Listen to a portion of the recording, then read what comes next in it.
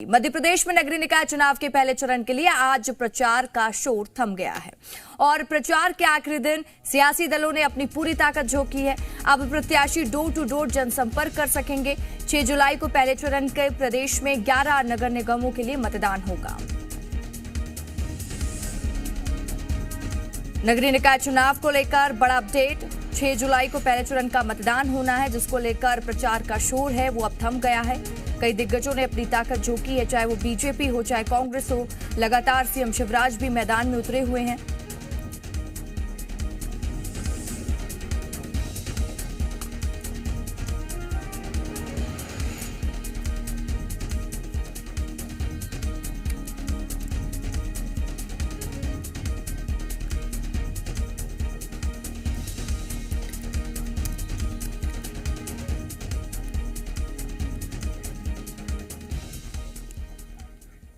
और ज्यादा जानकारी के साथ हमारे साथ भोपाल से जी मीडिया संवाददाता प्रमोद शर्मा जुड़ चुके हैं। प्रमोद, आज प्रचार का शोर थम चुका है। 6 जुलाई को पहले चरण का मतदान होना है। कई दिग्गज मैदानी जंग पर हैं। सीएम शिवराज लगातार प्रचार कर रहे हैं। क्या कुछ जानकारी, अपडेट दीजिए।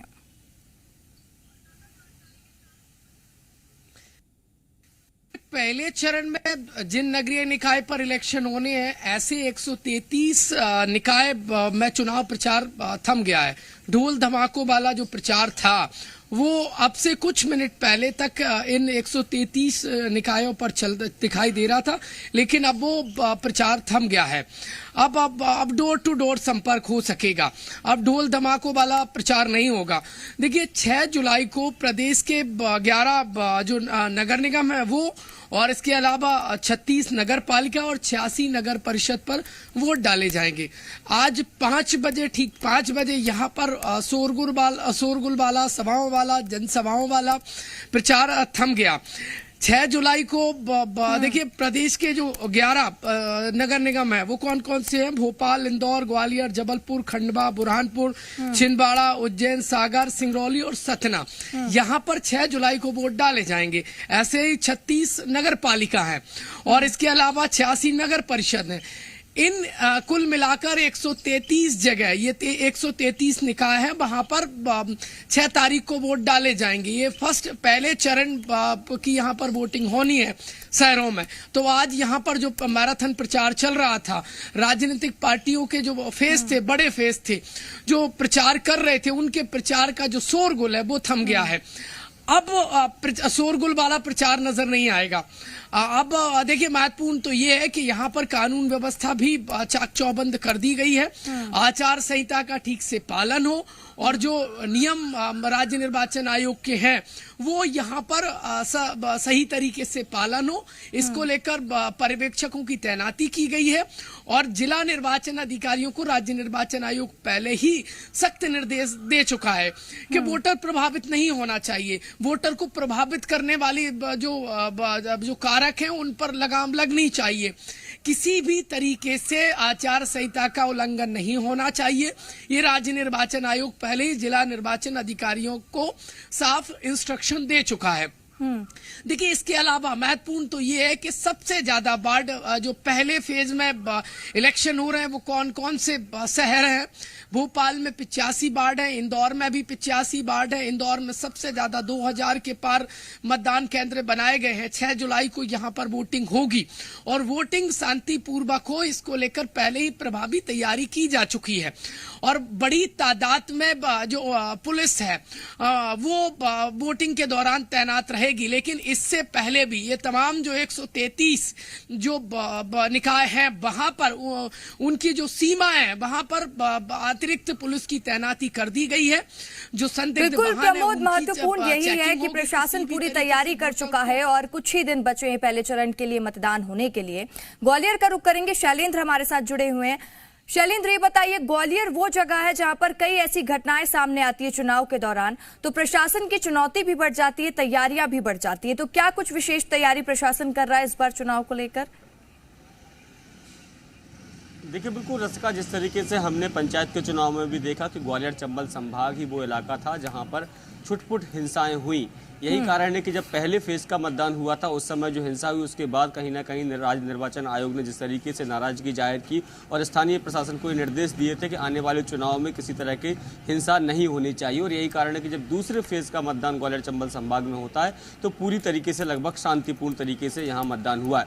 अब बड़ी चुनौती निगम को लेकर भी है, क्योंकि ग्वालियर के 66 वार्डों में जो मतदान होना है, कांग्रेस बीजेपी के दिग्गज तमाम जो प्रचार अभियान चल रहा था वो अब से थोड़ी देर पहले थम गया। और ऐसे में अब मतदाता निर्भीक होकर मतदान करें, ये पहली प्राथमिकता ग्वालियर जिला प्रशासन की है। उसको लेकर तमाम जो निर्देश हैं वो समस्त थाना प्रभारियों को और जो नोडल अधिकारी हैं जिनको जोनवार जिम्मेदारी दी गई है उनको पूरी तरीके से निर्देश दे दिए गए। आखिर खास बात बता दूं कि चुनाव की जब घोषणा हुई थी उसी समय जो आतंक अपराधी थे जिन्होंने पिछले चुनाव में हिंसा फैलाने का काम किया था या कि वोटर को डराने धमकाने का काम किया था, ऐसे लोगों पर बाउंड ओवर की कार्रवाई की गई थी जिनकी संख्या लगभग सैकड़ों में है। इसके अलावा कई ऐसे अपराधी थे जिन पर ये आरोप था कि वो लगातार हिंसा फैलाने का काम करते हैं, ऐसे लोगों को जिला बदर किया गया है। तो कहीं ना कहीं प्रशासन ने निष्पक्ष चुनाव और निर्भीक तो होकर मतदाता मतदान करें, इस तरह की व्यवस्थाएं पहले से ही की हैं। जो हिंसा फैलाने का काम चुनाव में कर सकते थे उनको या तो जिले से बाहर कर दिया गया है या उनको बाउंड ओवर कर दिया गया है। जिस तरीके से हमने देखा कि ग्राम पंचायत के चुनाव में ग्वालियर चंबल संभाग आईजी ने 17 कंपनियां मांगी थी ताकि कि हर पोलिंग बूथ पर पुलिस बल की तैनाती हो। हालांकि 17 कंपनियों के एवज में केवल उन्हें 4 कंपनियां ही मिल पाई थी, लेकिन फिर भी एनसीसी कैडेट हो, स्वयंसेवी संगठन हो, इन सब की मदद से चुनाव जो है वो संपन्न कराए गए थे। और इस बार भी जो है उन्हें पूरी उम्मीद है कि अधिक से अधिक पुलिस बल मिलेगा। बिल्कुल शैलेंद्र, मैं आपके पास वापस लौटूंगी। सतना से हमारे साथ संजय जुड़े हुए हैं। संजय, ये इस प्रशासन की बहुत बड़ी चुनौती हो जाती है कि आचार संहिता का उल्लंघन न हो, लोग पालन कर रहे हैं कि नहीं, इसको लेकर क्या कुछ विशेष तैयारी, क्योंकि 6 जुलाई को सतना में भी मतदान होने हैं?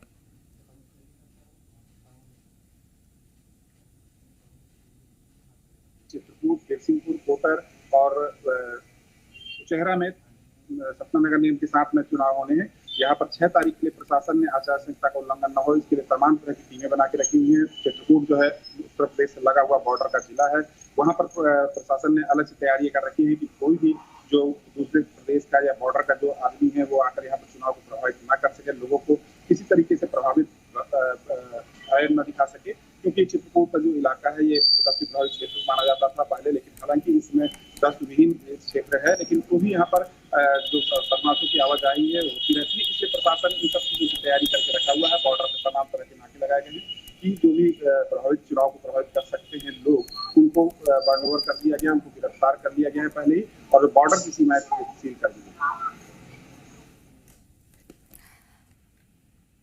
तो चलिए रुक करेंगे खंडवा का। हमारे साथ प्रमोद सिन्हा जुड़े हुए हैं। प्रमोद, खंडवा की दोनों सीटों पर अगर बात करें बीजेपी हो या फिर कांग्रेस, दोनों में ही महिला प्रत्याशी हैं, दोनों में महिला मोर्चा संभालेंगी कमान, और लोगों में क्या उत्साह है, लोगों में कैसा एक अलग वो दिख रहा है, क्योंकि आज चुनाव प्रचार तो खत्म हो चुका है, 6 जुलाई को मतदान होने बहुत कम दिन बचे हैं।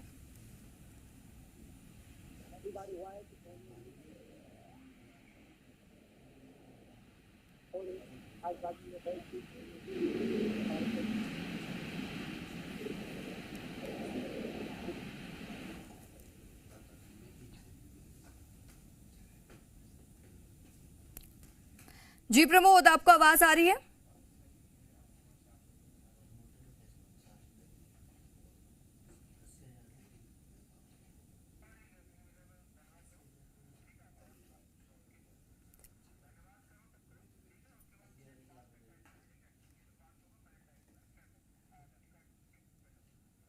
तो पूरी तैयारी हो चुकी है। 6 जुलाई को पहले चरण का मतदान होना है। आप चारों का जुड़ने के लिए और तमाम बातचीत के लिए बहुत बहुत शुक्रिया। खबरों में बने रहने के लिए आप हमारे फेसबुक, ट्विटर और इंस्टाग्राम पेज को फॉलो कर सकते हैं। लेटेस्ट अपडेट के लिए आप हमारे यूट्यूब पेज को सब्सक्राइब भी कर सकते हैं और हाँ, बेल आइकन पर क्लिक करना न भूलें।